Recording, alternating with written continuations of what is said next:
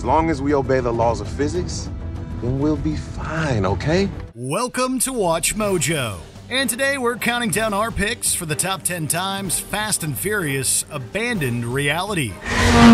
Done. Cars don't fly! Cars don't fly! For this list, we'll be looking at the moments where the racing franchise ignored science or logic to service the plot. While we're not saying any of these moments are bad, we are shining a headlight on why specific moments are particularly unrealistic. If you haven't seen all the movies before Fast 10, beware of spoilers ahead. Which moment made you feel like the Fast franchise had abandoned reality? Let us know in the comments below. Number 10. Avoiding the rolling gas truck. Fast and Furious. Everyone in position. I thought we'd be robbing banks by now.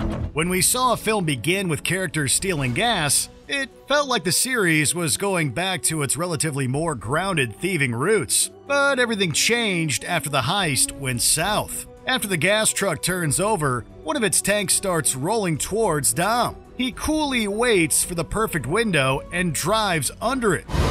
Dom?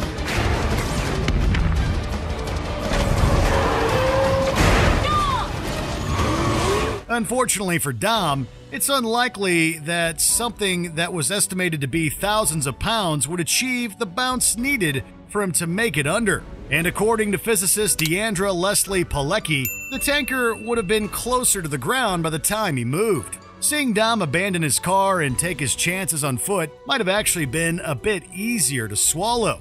Finally had a good run. Time for you to go do your own thing. Number 9. Jumping the yacht. Too Fast, Too Furious. Boat, car, boat. You're not gonna do what I think you're gonna do. Yeah, I think so. The second movie in the franchise contains a few stunts that push the boundaries of reality. However, the most over-the-top sequence took place near the water. When Brian races to save his ally Monica from a villain's yacht, he hits a jump that takes his car from the shore to the boats. Oh, Brian, you crazy, man! What the hell you doing? Even if he got fast enough to stay airborne, the angle of his car would rob him of some of the crucial speed he needed. Brian would have had to been able to see the future to know when exactly to launch himself and Roman so that they perfectly landed onto the yacht. To give the movie credit, it does acknowledge the characters wouldn't walk away unscathed from a 1 in a million landing. I think I broke my arm, man. Number 8. Catching Letty. Fast and Furious 6. Here's your girl. And your happy ending. At a time where Letty was struggling with amnesia, a scene forgot to check the physics of landings. While she's standing atop a moving tank, Dom realizes that an impromptu anchor attached to the vehicle will send her flying. He then manages to crash his car at the perfect spot to launch himself into the air to reach her.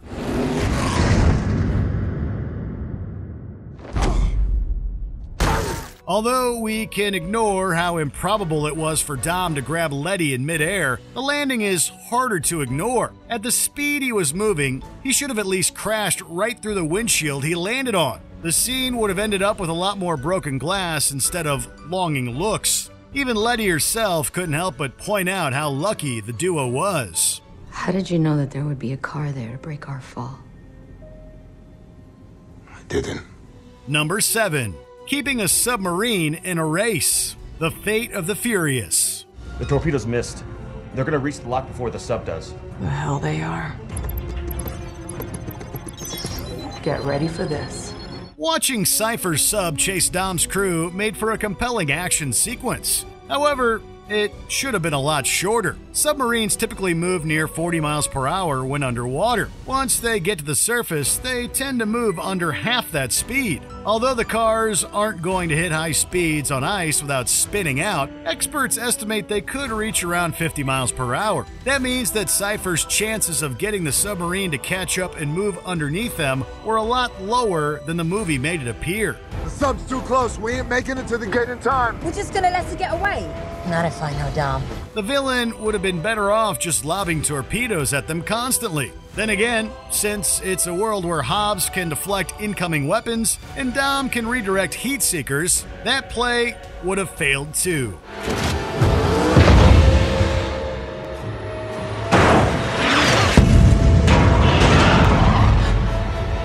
Number 6. Making a car fly. Furious 7. Time to unleash the beast. One of Dom's most greatest car escapes would have struggled to get off the ground. When the hero needed to get away from a murderous Shaw while in a skyscraper, he made several sharp turns. Dom eventually threw caution and the car to the wind by driving his car through a skyscraper window. Dom, cars don't fly! Cars don't fly! Multiple experts suggest that Dom could have made the jump to the adjoining building if he was going much faster. Since he had to turn multiple times to avoid Shaw, he would have likely lost the necessary speed to make the jump. The car would have realistically fell short and plummeted straight down. It's definitely a miracle that Dom rolled away from that incident and safely reached the ground. You steal the host's car. You jump it between 2 buildings. Actually, it was 3 buildings. Oh! Number 5. Swiftly stealing the safe. Fast 5. We don't sneak. Only thing he cares about is his money. You pull that, we pull him. Sorry, but we have to address the vault-sized elephant in the room. Dom and Brian aim to speed away with a money-filled safe to get back at a crime lord. However, the vault and its contents are estimated to weigh over 30,000 pounds. Although their vehicles come in at over 4,000 pounds together, they don't have enough horsepower to pull the safe as fast as they do in the movie. And every time they hit something, they'd slow down even more.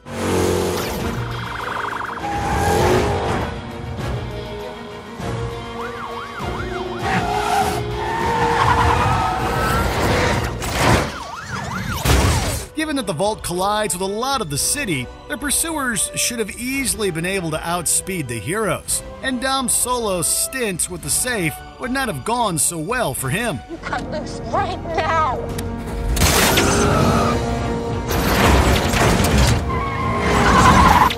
Number 4. Holding a helicopter. Hobbs and Shaw. You get us close and I'll get her! I'll keep his nose down! You reeling me? To say Luke Hobbs is strong would be an understatement. The man has been able to flex through a cast and knock around multiple armed guards without any issue. However, Hobbs only showed how absurd his muscles really were in his spin-off film. When a chain that's keeping a helicopter tethered to a truck comes loose, he steps in and holds everything in place himself. Hobbs then secures the chain once more while moving at high speeds. Got you, Hobbs.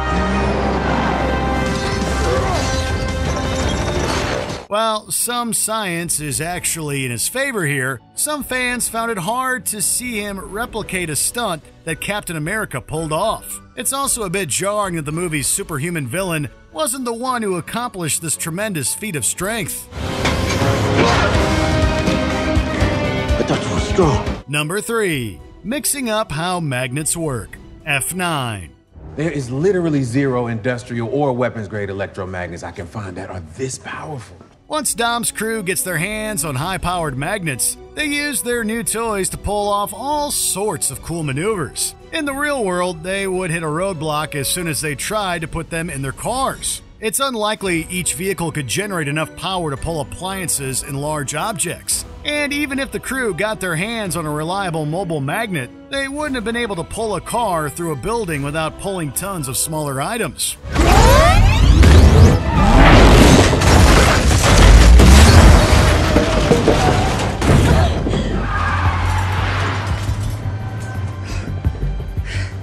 Very natural.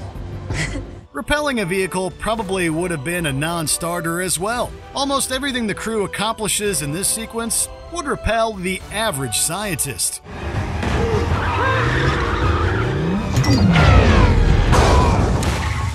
Number 2. Drifting through the timeline. The Fast and Furious franchise. Although Tokyo Drift is technically the 3rd film in the series, its events were later stated to take place in between the 6th and the 7th films. But that retcon makes watching the Japan set story increasingly bizarre. All the technology in Tokyo Drift heavily hints that the movie takes place in the mid-2000s. Hey, I noticed you ain't have a laptop. Yeah? I'll hook you up. Half price. However, Furious 6 had several indications that the characters are living in 2013. This timeline swap was realistically done so we could get more of Han in the movies. You really gonna do it? Tokyo. Yeah, it's just something I gotta do. But since the franchise hasn't introduced time travel yet, the only explanation is that this version of Japan was all about early 2000s fashion and tech. Honestly, it all makes about as much sense as Han's fake death and revival. I'm just still trying to figure out, how are you still alive? Before we continue, be sure to subscribe to our channel and ring the bell to get notified about our latest videos. You have the option to be notified for occasional videos or all of them. If you're on your phone, make sure you go into your settings and switch on notifications. Number 1. Going to space. F9. As long as we obey the laws of physics, then we'll be fine, okay? It's just all math and science. I knew I should have listened to my teachers. It may be surprising to hear that Tesh and Roman's trip to the stars isn't completely impossible. If their reinforced car could handle the force of the huge rockets it was attached to, the duo could reach space, but other details would get in the way. If we crash into that satellite, we'll probably die. And even if we don't, the fuel that it would take to smash it, we'd be stuck out here forever. The extreme temperatures and pressure changes could have been disastrous for them. And if everything had gone right with their car, it's unclear how they would have safely come back to Earth. Although the space sequence reached for the stars, it doesn't entirely hold up against the light of science. I've been eating space food for weeks. Oh, so Tootsie Rolls is space food. Did you enjoy this video? Check out these other clips from WatchMojo, and be sure to subscribe and ring the bell to be notified about our latest videos.